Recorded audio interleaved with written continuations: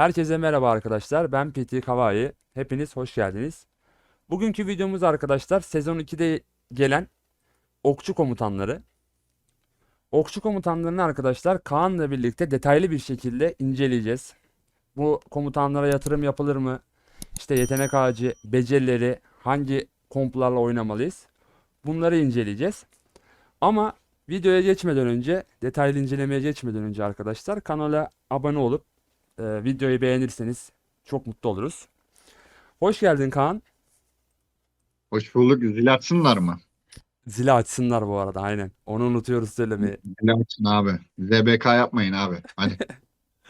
Kanka iki tane komutanımız geldi. Ben bir ön bilgi vermek istiyorum şu komutanlarla ilgili. İlk olarak arkadaşlar iki komutan da Çark'la birlikte geliyor. Hatırlarsan Kaan sen de Bakşi ile bir de yanına Garvut'u koymuşlardı.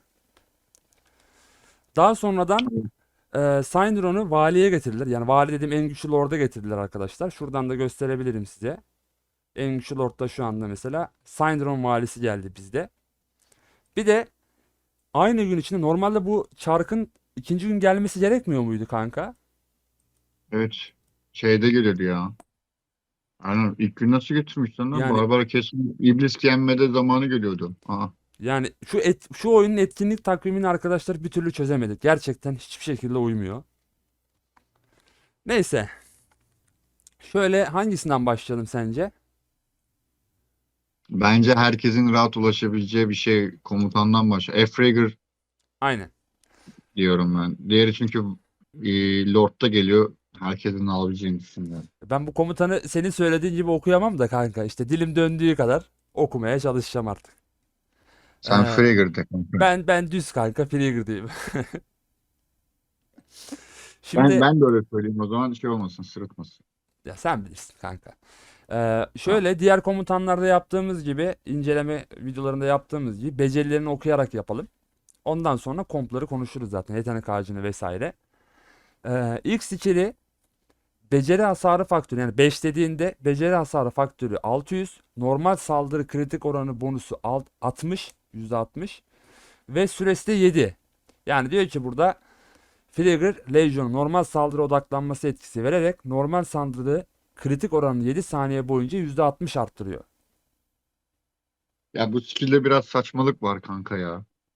Bayağı Ya bir. işte o hepsinin %60 yüzmesi. Ya büyük ihtimal bunu revert diyeceklerdir. De şimdi ilk skill'i okuduğumuzda ya 600 hasar çok az gözüyle gelebilir Evet. ki kesinlikle öyle değildir. Çünkü bu Syndrome'la beraber çift geldiği için emin olun tamamlayıcısı bir şey vardır. Beceri faktörü 600 gerçekten yani Niko mesela 1400 vurduğu yerde 600 beceri az. Evet.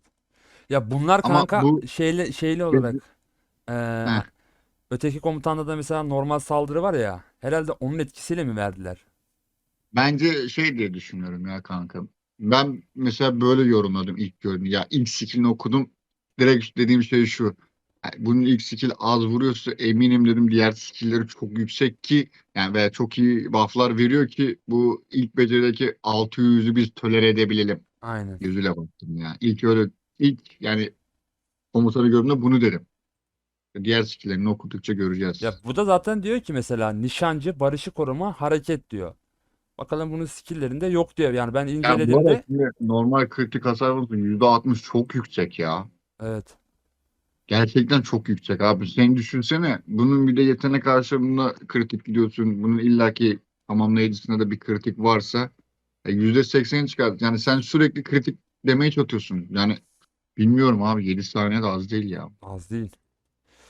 İkinci skill'i arkadaşlar savaş alanında Frigger'ın Legion'u %15 daha fazla saldırı hasarı verir ve %9 savunma kazanır. Ya ben bunu şu an beşlemiş şekilde anlatıyorum arkadaşlar. Hani sizde farklı gözükebilir. Hani yanlış anlamayın bu konuda. Bu skill'i boş gibi %9, değil. %9 dedin ama savunmaya. %9, pardon %15'miş. Serkan abi Ha, bunu her zaman olduğu gibi 5-3-2 yapmış kanka. Ondan kafam karıştı. zaten. Ya normal okçularda dedik zaten her zaman. Ya okçu videomuzu izleyen varsa orada okçuların normal saldırıların ne kadar önemli olduğunu anlattık. Yani bu skill'de okçular için gayet Güzel bir skill. Evet. Savunma bonusu %15'e geçiyorum. Tamam, o da güzel ama normal saldırı hasar bonusu %15 arttırması çok iyi. Bu sonra ya ilk beceri skill'i değil. Bundan sonraki skill'ler direkt bizim e, raporumuza işliyor değil mi Kaan? Evet. Yani mesela diyelim ben şu an savaşa girdim. Benim normalde bonuslarım diyelim savunma bonusum %10. Bunu ben 5 dediğimde direkt %15 daha alıp bonusum kaç Evet, oluyor? %25 oluyor Değil kanka. mi? Aynen. Bu senin kafana takılan yeri ben çok iyi anladım. O dediğin yer yetenek ağaçlarında oluyor. Mesela ilk saldırıya başladığında etkilenmeye başlıyor. Mesela Hmm, yetenek ağaçlarında da diyor ya işte 3-5 tane verince %15 kritik oluyor. O yine senin buff'ına etkileniyor. Ama mesela bazı skill'ler var. Yani Akın'da diyor ya mesela rally'e başladığında geçerli. Rally'den önce geçerli değil o yetenek. anladım. Rally'e başladığında geçerli olmaya başlıyor. Benim bu kafama takılmıştı. Yani birçok izleyicilerin de zaten kafasına takılmıştır büyük ihtimal bu muhabbet. Normal abi, çünkü güzel bir açıklama yapmıyor muyum? Çok Türkçe'ye güzel. çevirmesi de kötü yani. Ya oyunun gerçekten bazı yerleri gerçekten kötü çeviri var ya. Üçüncü skill'i Legion'daki tüm nişancı birliklerin %20 atak ve %30 saldırı kritik hasarı kazanır diyor. Buradan yine kritik vermiş bize. Ya burada ben mesela yine ben senin dediğin gibi kritik hasar bonusuna odaklandım. Ben mesela atak bonusunu vermesine çok odaklanmadım. Yani o atak bonusu da gene iyi. Yani Hı hı. verdiği şeyleri demiyorum. Ama burada hani okçu için hangisi çok daha iyi dersen tabii ki kritik hasar bonusu. Evet. Düz atakların mesela kritikte olması bir önceki skill'de gördük. Yani ilk skill'de. Yani bu F-Trigger bildiğin düz atak makinesi olmuş. Evet. Tamamen düz atak makinesi olmuş. Ama ilk komutan olur mu onu tartışacağız. Dörde gelelim. Dördüncü skill sefer hızı bonusu %30, öfke birikim hızı azalması %20. Yani diyor ki Ben de burada şey diyeyim mi hı mesela şu öfke birim hızı azaltması var ya, hı. mesela %30 ataktan daha önemli mesela. Evet. Zaten bir tane komutan yaklaşık 8-10 saniyede bir beceri atıyor. Bunu Yani mesela mesela 5 bin dediğinde öfke barı var abi hepsinin. hı Öyle hı. düşün. 1000 öfke ve sen normal 1000 öfkeni 10 saniyede tamamını düşün. Bunların hepsi varsayım arkadaşlar. Beceri ağaçlarında gittikçe tabii onlar Aynen. süreleri değişebilir. Aynen. 10 saniyede varsay. Bu 10 saniyeyi 12 saniye yapacak. %20 azalt. Yani 5'te bir oranında azaltacak. 10 bölü 5 2 arkadaşlar. Buradan sonra matematik öğretmeye Evet. başlıyoruz. Ya bu Yani bu 1000 öfkesi 1200 öfkeye çıkartacak doldurmasını. aynen. Bu beceri mesela kanka alanda çok iş yapmayabilir ama garnizonda veya işte geçiş savaşında uzun süreli savaşlarda bayağı etkili bir beceri bu arada. Bu ara rally açtığın şey de mesela adamın garnizon, mesela garnizon dediğin adam beceri atınca buffları aldınca böyle çok güçlenmeye başlıyor. Beceri atması önemli. Mesela ilk sezondaki değil de ikinci sezondaki başlarında arkadaşlar belki yine Garwood kullanacak, tamam mı? Hı hı. Şimdi Garwood orada nasıl söyleyeyim, canı basamadıktan sonra bir anlamı yok o Garwood'un orada garnizon Aynen. yapmasında. Aynen öyle. Onu da geciktirdikçe mesela şöyle düşünün, bak çok daha basit bir şey. 5 kez skill attığınız zaman şimdi diyelim ki F-Trigger diğer işte garnizonda da garnizon olarak şey var. Garwood var, tamam mı? Hı hı. Bunlar beraber skill atmaya başlıyorlar. İlk skillini atıyorlar. Bu %20 azaltmayı şu an tolere ediyorum. Bir daha atıyorlar. İkinci kez atıyorlar. Bu %20 oldu, %40 olarak düşün. İşte bu 5 kez tekrarlandıktan sonra şöyle bir şey düşüneceksin. Frigger 6'yı atmaya başladığında Garwood 5. skillini atacak. Bir skill öne geçecek. Evet. Bir Garnizon'da da yani ortalama 3 dakika, 4 dakika, belki 10 dakika süreceğini düşündüğünüz zaman sen ortalama diyelim ki 10 dakikalık savaşta sen 5 kez 6 kez daha fazla, ki daha fazladır bu olay. Ben 5-6 diyorum şu an. Sayıları tam minimal seviyede söylüyorum. 5-6 skill daha fazla atmış olacaksın. Ki Garnizon'daki şeylerde, Rally'deki İsrail'deki komutanın verdiği hasarı zaten biliyoruz. Normal hasar değil. Bir de bu kritikli falan tutturursan o 6-7 fazla beceri çok daha şeyler, karşı tarafın öldürülmesine daha fazla sağlar. Güzel yani. Ben bilmiyorum. Ben ilk başta Frigger'a kötü yorum yaptık. Biz Hı hı. hatırlıyorsun. Ya biz Discord'da normalde konuşmuştuk. ilk konuşmamızda hani şey kafasındaydık. İlk 3 skill'ini 5'leyelim. Yani dördüncü skill'i böyle çok tıraş gözüyle bakmıştık yani. Biri de bırakırız gözüyle bakmıştık. Ama böyle detaylı skill'lerini okuyunca arkadaşlar daha çok bilmiyorum ya. Ya bunu aslında söylememizin sebebi son skill abi. Hı hı. Yani yani uyandığında açılan skill, ben piyade videosunda mı demiştim ya? Son skill yeni skill'deyse abi çöp Evet. gibi bir şeydir Aynen. tarzı bir yorum yapmıştım. Ha, burada da o oldu. Mesela son skill'e geçelim kanka. Öyle hani gelmişken onu da yapalım. Olur. Son Şöyle oku orayı skill'de da kanka. ilk skill'i bufflıyor arkadaşlar. Yani fiziksel hasar faktörü 600 iken uyandığında 800 yapıyor. Beceriyi geliştiriyor yani. İlk skill'i Ya mesela bu beceri kanka kritik oranı 7 saniyeden mesela 9 saniye çıkarsa %60 yine kalsın. %60 çünkü çok yüksek. Daha o, ne kadar o zaman yükseltebilecekler? kanka bu Frigger best hero olur ya. 9 saniye 10 Ya abi saniye. şimdi 600'den 800'e çıkarttın. Bu 200'lük hadi kritiklerle beraber 1K'ya çıksın rallide ya. Yani bunu sen şimdi ilk 4 skill'i fullleyebilmen için ilk 5 skill'i, ya ilk 5 skill'i, ilk 3 skill'i beslemek 300 kafa, sonrası 360 kafa abi. Ben 360 kafayı bu skill için veremem ya. Aynen. Mantıksız yani, anladın mı? Burada bir şeyin değişmesi lazım. Bu komutanın ben kesinlikle değişeceğini düşünüyorum bazı yerlerine. Kesinlikle yani. Hele o X2 %60'ın hepsinin %60 gözükmesi çok saçma abi. Yani Peki ya da şöyle yapacak, onu işte düzeltecektir. 30, 40, 50, 60 yapacaktır. Orası ayrı bir şeydir. Ama hı hı. kesinlikle bir şey değişecek yani burada. Peki burada hani bizim söylediğimiz gibi alanda mesela hani bir balina falan filan değilsen normal bir oyuncuysan örnek veriyorum. Okçuda oynamayı seviyorsan 5-5-5 yapılır değil mi bu kahraman? 5-5-5-1 yap, çık alanı oyna kanka. Çok da Aynen. rahat oynarsın bu arada. Hani mesela full Niko gibi enerji alırsın bundan. Ben sana onu net söyleyeyim bu Evet. arada. Ama Yeni bu komutanlar eski komutanlara göre daha iyidir. bu kanka ama vekil komutan ya bence. Ya mesela, ya bu nasıl bir şey biliyor musun Hı. kanka? Bence hareket olduğundan dolayı alan savaşında ezici bir üstünlüğün varsa tabii ki de okçudur, piyadedir, kaçırmak istemezsin. Bu bak, kovalar yani adam. Evet. Net kovalar. Bunda mesela barış koruma vermişler ama barış koruma ile alakası yok bu A- komutanın. Aynen öyle. Becerisi yok. Barış koruma becerisi yok kanka. Biz ilk hatta bu güncelleme videosu yaptığımızda barış koruması var diye bunu kötüledik mesela. Biz barış koruma mı getirilir falan dedik böyle. Aynen. Yani bu komutan Afrika aslında çöptür falan dedik. Ralliciye bakalım diye baktık ama hatta ben Discord'daydık, o ara Serkan abi dedik ya, ben dedi bunun tiklerini fullleyeceğim falan dedi böyle. Ya dedim abi, barış koruma mı fullenir? Okumamıştım daha. Hı Dedi ki hı. barış koruma ile alakası yok. İnanmadım, gittim okudum kanka. Yani çünkü barış koruma varsa bir tane skill'im onun barış koruma. Barçı mesela.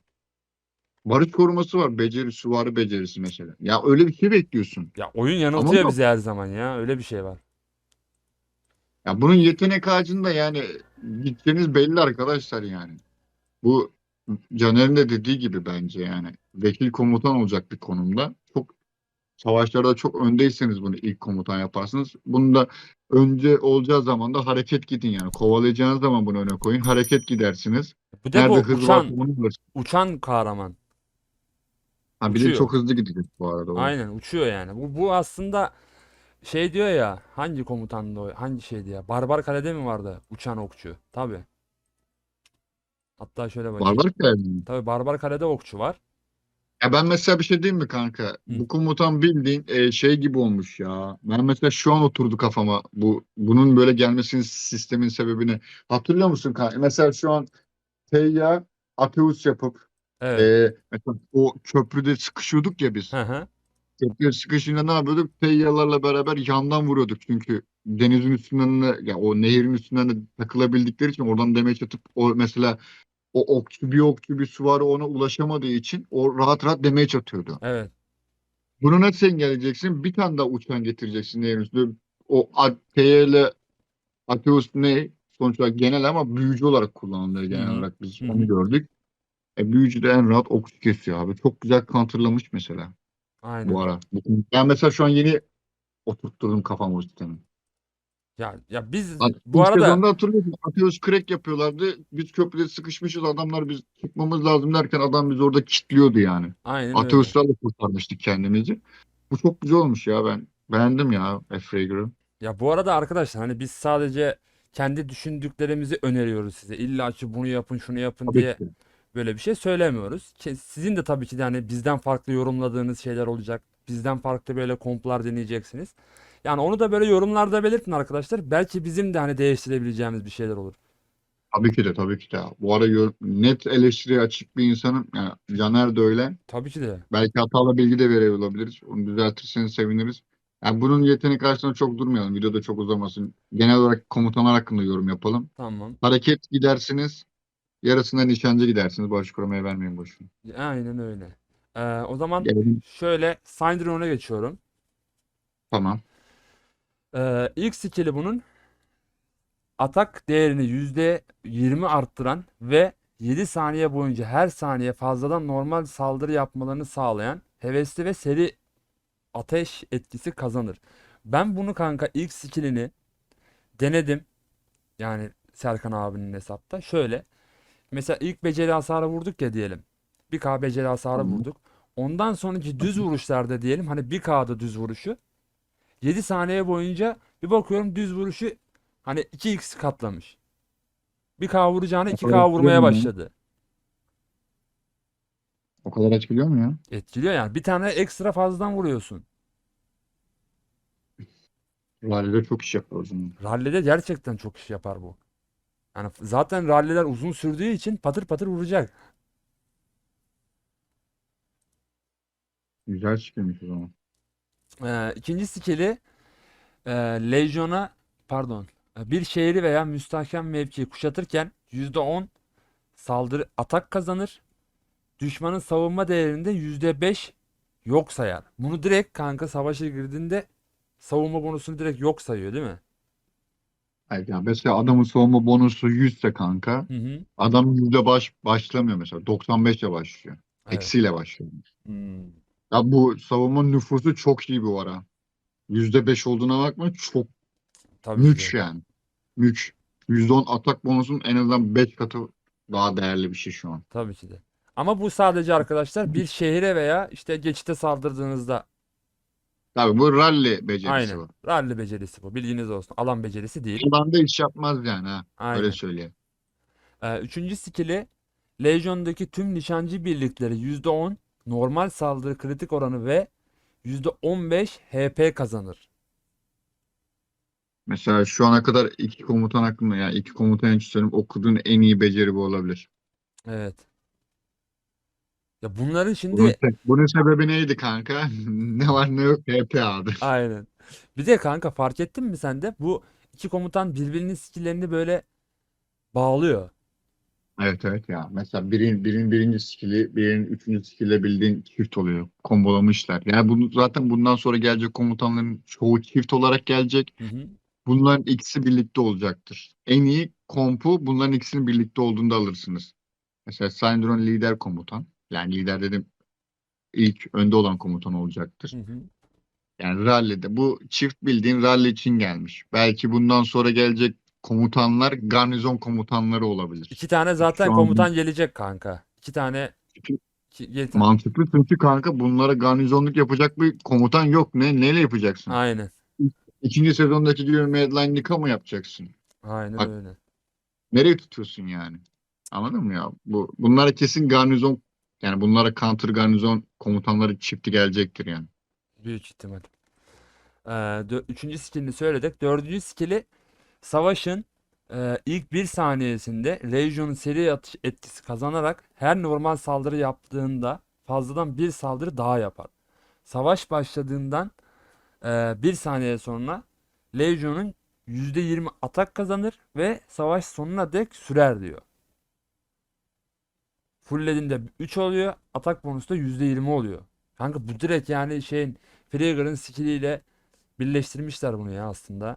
Ben ondan ziyade şeye takıldım ya. Bu dördüncü skill ile birinci skill bağlantılı o zaman abi. Evet. Ateş etkisi kazanır ver. O birinci Bu skill'de de böyle bir şey okumadık mı ya? birinci Ateş etkisi skill'de evet kazanır evet diye. birinci skill'de kanka öfke becerisi kullandığında bu devreye giriyor. Dördüncü skill'de direkt savaşın ilk saniyesinde başlıyor muhabbet. Tuhaf. Güzel olmuş. Güzel düşünce. Uyan, Yediğimizde yeni beceri açılıyor galiba. ay bakayım, pasif beceri diyor. Legion'un normal saldırılarda her 5 kritik vuruş yaptığında hedef Legion'a fazladan kahraman beceri hasarı verir. Fiziksel hasar faktörü de 400. Zaten kritik bonusunu da Frigger'dan alacak. Evet ya, Frigger'la tam bir pair olmuş kanka ya. Bu en iyi komp okçular için bu olacaktır. Syndron önde, arkadan Frigger ya büyük ihtimal. Net net. Alan savaşında da göreceksinizdir ama alan savaşında oynayacak adamın ikinci skillini iptal edecek mesela. Evet. 4 skill olacak aslında. Bu ara alan savaşında da kullanılır kanka o ya. Ben Bilmiyorum şu ya. yetenek ağacını konuşacak mısın ya? Yetenek ağacında Ben- şeyi anlatmaya gerek yok zaten. Frigger'ı. Yetenek ağacında, Yok, Sayın için diyorum ben ya. Syndron'da yetenek ağacında bir akın, ya benim önerdiğim şahsen keskin nişancılık gitmek. Neden keskin nişancılık gitmek? Ben bunu bir söylemek istiyorum kanka. Keskin nişancılıkta biliyorsun kritik muhabbeti var ya.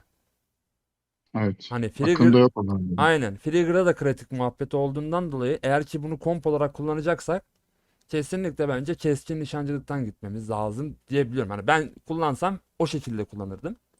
Ben şey soracağım ya. Hı. Ben zaten Akın'ın tamamını önermiyorum da. Bu Akın'ın orta ilk şey var ya, büyük beceri dedim. Evet. Adil saldırı beceri. Hı hı. Burada mesela adil saldırı bu sezonda değişti güncellemeyle beraber. Evet. Akın'ı yarı yapacaklar için keskin nişancılığı fullledikten sonra bir yarı akın yapılır bence. Tabii ki de yapılır kanka. Şöyle bir şey. Yani bir oyunda arkadaşlar eğer ki bir skill veya bir beceri, ne deniyor ona? Nerf düşürmek oluyordu. Rework kanka. Rework Yani yani. yeniden Heh, yeniden düzenleme gelirse arkadaşlar o skill gerçekten OP oluyor. Yani diğer bence bu iyi bir oyun şey ya. Bunu tam tecrübelerinizden vardır denemeden bu. aslında bence ben onu söyleyeceğim ya. Bence tam denemeden bir şey demek istemiyorum. Çünkü yandaki skill de çok da kötü değil kanka. Ya şöyle anlatabiliriz kanka bunu. Bunun demek istediği arkadaşlar, diyor ki birlik becerileri devre dışı olur ve aynı seviyedeki piyade, süvari, nişancı ve büyü birliklerinin nitelikleri aynı değere ayarlanır. Arkadaşlar bakın, bu burada şunu demek istiyor.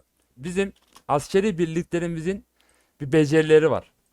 Normal. Yani piyadelerin, okçuların, işte büyücülerin hepsinin bir becerileri var. Onlar da buradaki beceriler oluyor arkadaşlar. Diyor ki burada menzili birlikleri uzaktan fiziksel hasar verebilir diyor. Öteki skill'i de genel saldırı hasarını %5 arttırır. Yalnızca Legion'un tamamen mızrakçılar oluştuğunda durumlarda etkileşir diyor. Yani bu skill'leri devre dışı bırakıyor. Şöyle geldim yetenek haline. Öteki beceri de ne diyor?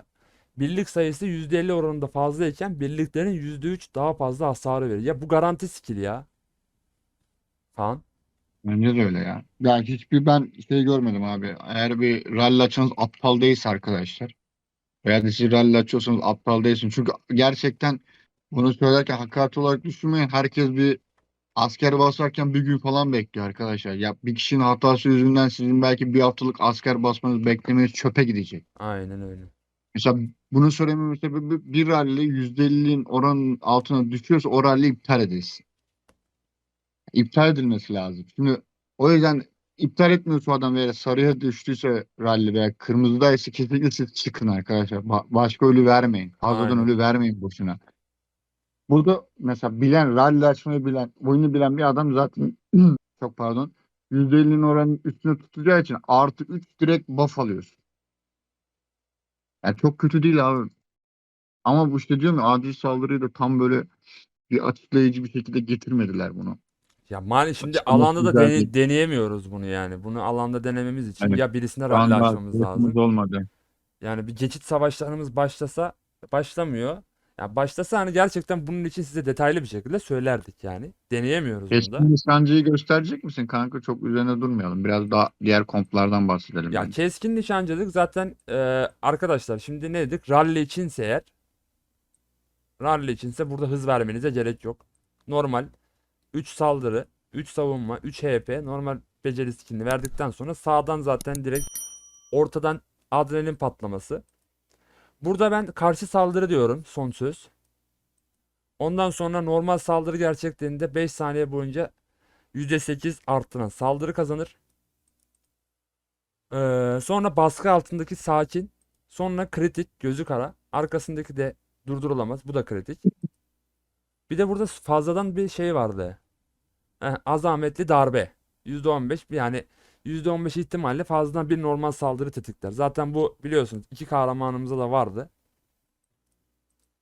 Yarısı da akın. Bence de kanka ya keskin nişancılık bu komp için daha iyi. Akından ziyade. Değil mi? Çünkü akını tamamlasan altta keskin nişancılıktan alacağın verimin yarısında %30'unu falan alamazsın. Aynen öyle. Yani bilmiyorum. Zaten şurada normal bir saldırı tetikler de var. Zaten şeyde hangisi? Syndrome'da mıydı? 7 saniye boyunca ekstra fazla vuracaktı. Normal saldırı atacaktı. Buradan alacak. Fragile. Flagger'da mıydı o? Aynen. Yani 8 tane vuruş atacak yani. Yani %15 ihtimalle diyor ama bunu illaki yapacak yani. Vallahi bilmiyorum. Başka ne denilebilir? Bunların ikisini aynı anda olmayacak insanlar olacak. Belki sadece Fragile sahip olanlar olacak. Var mı diğer okçularımızda? Mesela Kinnara bunlara uyar mı abi? Kinnara, Kinnara çok Kinnara. mesaj var Kinnara kasıyorum diye. Yani oyundan çok atıyorlar. Bazılarına cevap veremiyorum Hı hı. arkadaşlar. Kusura bakmayın. Yoğun şu an özel hayatımda da biraz yoğunluk yaşıyoruz. Yaşıyorum. Genelde yaşıyorum. Ben daha çok yaşıyorum ama. O yüzden çok oyundan cevap veremediklerim oluyor. Arkadaşlar kusura bakmayın. Yani yok ego mego diyerek düşünmeyin. Kinnara çok kasan gördüm. Kinnara ile olur mu? Ben onların sözcüsü olayım burada. Kanka bu arada Kinnara ile iki komutanla da olur. Ben de öyle düşünüyorum abi. Şu an Kinnara bütün okçular olur gibi gözüküyor benim Aynen. gözümde. Ya bütün komutanlarla olur yani. Kinnara iyi. Kinnara yatırım net. Bu Net. iki komutana da yatırım yapılır mı? Böyle bir genel yorum yaptın mı sen? Ya Ben şöyle bir yaptım. şey. Şimdi valide geleceği için bu Syndron, tamam mı? Yani valide alamayacağız arkadaşlar. Gerçeği söylemek gerekirse böyle çok balila. İnşallah ölü krallıktasınızdır, hızınız Evet. vardır da alırsınız. Evet Veya yani en kötü 10 kafa alabilecek şekilde bir sıralama yaparsın. Bizim valiyi göstersene bir kanka. bizim mahalleden örnek verirsek arkadaşlar, buyurun efendim. Aynen kardeşim şu an ilk ondayım. Buyurun efendim. Ya bir de yani bu diğer krallıklar da belki daha fazla olacak yani öyle bir şey var. Ya bir de bu sadece asker basma. Bunun güç yükseltmesini düşünemiyorum ben ha. Evet. Küçük de bekleyen bayağı kişi var. Çok kişi var bir de ya. Çok kişi var. Ya buradan Yani zaten bilmiyorum. yani ilk iki kişi veya ilk üç bizim ittifaktan olacak. Orası bir garanti kanka. Çünkü biliyoruz Yani yani sizin olacağınız çantalardaki hızı. krallıklar böyle olacak arkadaşlar. Bu Syndrome salınmaz yani anladın mı? Kesinlikle her klanda bir tane iki tane adamda olması lazım bu komutan. Evet, Full olması lazım. Bizimkiler büyük ihtimal dönüşümünü paslayacaklar birbirlerine. aynen. Ya bu konuşulmuştu zaten bizim Aynen. gruplarda. Yani sıralama Bak yine zaten peş peşe aynen deyip durduk ya. Bir önceki videoda da sen aynen demişsin, ben aynen demişim, bir daha aynen demişim. olur öyle Yine kanka. yaptık ya. Olur öyle. Videonun Ama sonuna doğru geldik sanki. aynen ama kanka bizi ikili olarak seviyorlar ya. Mesela bir tanesi var şey diyor. eee, neydi? Yine elimizi kurtardık. Buradan Onu selam ben de olsun ona. gördüm. Çok güldüm ya. Gerçekten ona selam olsun. Bir sonraki videoda adını söyleyeceğim unutturma. Tamam. Bu arada ben bir şey de söylemek istiyorum. Hı. Nico ile ne olur? Eee, Bence Nico Efrigger olur gibi. Niko ile aynen Frigger olur gibi. Ben öyle kullanacağım bu arada. Benim ikinci vekil komutanım yok. Yani vekil komutan olarak kullandığım Hosk'u ben fulllemedim. Sezon 2 olarak okçu yaptığımda kanka eğer ki iki komutan garnizon komutanları değil de hani büyücü gelirse büyücüye döneceğim. Ama büyücü gelmez ya. Çok Ben de mantıklı. gelmeyeceğini düşünmüyorum. Büyücünün gelmesi oyunu ben bir şey diyeyim, oyun net salak derim kanka. Şu an şu komutanlara karşı bir garnizon Evet. getirmesi lazım. Evet. Evet. Net getirmesi lazım. Şu iki tehlikeli abi bu iki çift. Tabii ki de. İki çift ne oğlum zaten. Neyse yanlış söyledim ya. Ya Ama sen bunu şey fullendiğinde yapacaksın değil mi? hı. Ben mesela şunu söylerim. Ben Efreger'ı fullemeni istemem ya. Yok yok. 5-5-5 yap bırak. 5-5-5 ya 3 skill'i 5 diyeceğim. 4. skill'i 1 bırakacağım. Benim şimdi Niko full ya. Oradan keskin nişancılıktan gidiyorum. Hani Oradan buff'ı Aynen. alsan Güzel diye. bir verim alırsın bu arada. Ya o Başka şekilde okçu var mı kullanacağım. ya? Söylemeden geçmeyelim. Yok Yok. galiba. Ya destansları zaten artık biliyorsunuz arkadaşlar. Belli bir Onları yerden destansı. sonra modosu geçiyor. Arkadaşlar bundan sonra destansı falan sizin için bile kullanılmayacak. Şu Evet. an deli gibi şey gelecek yani. Efsanevi komutanlar gelecek. Yani eğer okçu oynamayacaksanız çok daha üzerine durmayın. Evet. Çünkü sizinkiler de en fazla 3 ay içinde gelecektir. Şimdi Tabii ki de. sırayla getirecekler. Ya biz de şimdi arkadaşlar deneme sürümü olduğumuz için bizim üstümüzde her şeyi deniyorlar. Biz de deneye deneye işte bildiğimizi size Bizim anlatmaya çalışıyoruz yani. denemeliğimiz kaldı mı ya? Ya Artık diğer komutan krallıklarda böyle değil mi? şeyler var, daha komplar var ya. Deneme yok mesela, daha 128. krallıkta daha Medline gelmedi. Ha, okey okey. Yani onlardan da Ben bu daha. arada biraz oyunu saldım da iyi bu sezon hakkında bir konuşma videosu yapsak mı ya? Çok çok doluyum abi. Oyuna da isyan etmek istiyorum. Olur. Bunu o Neyse zaman bu videoyu videodan kapatalım. sonra yaparız onu. Kapat lan kapat. Arkadaşlar izlediğiniz için teşekkürler. İşte beğenmeyi, like atmayı Bir öyle bedduamız yok mu ya? değil. Bir bedduamız yok mu? Yeni bir beddua bulalım oğlum. Hmm. Elleri nasıl tutmasın adamların. Kanka bence Nasır en iyisi ya. Nasır'ıyım. Nasır'dan devam edelim. Nasır'dan devam abi. Tamam abi. Beğenmeyen elleri Nasır. Oğlum bu da çok lan. Şimdi 1000 kişi falan izlese 100 beğeni olur. 9 kişi şey kalır. Kanka sonuna gelen zaten hep aynı kişi. Tamam mı? O bir kesin. Sonuna gelen hep Ya aynı onlarla kişi. da şunu yapalım mı? Onlarla da şöyle bir şey yapalım. Onlarla da beraber bir video çekelim konuşmalı. Olur. Öyle bir şey yapalım. Onlarla da iletişim. Zaten sen biliyorsun Hı kimlerin hı. geçtiğini. Ya bizim şimdi işten dolayı arkadaşlar vakitimiz artık eskisi gibi Kaan'la uyuşmuyor. Yani önceden mesela çok denk gelebiliyorduk. Şimdi ikimizin de farklı zamanlarda böyle çalışma saatlerimiz var. Böyle denk geldikçe böyle ikimizi birlikte video çekip atacağız arkadaşlar. Bilginiz olsun yani. O arkadaşları da misafir olarak alalım. Alalım. Aklımda. Bizi canlı dinlesinler. Bakalım realde yani Discord video öncesinde nasıl sövüş şey. Sevişme. Hepinizi öpüyorum arkadaşlar. Görüşürüz. Bay bay.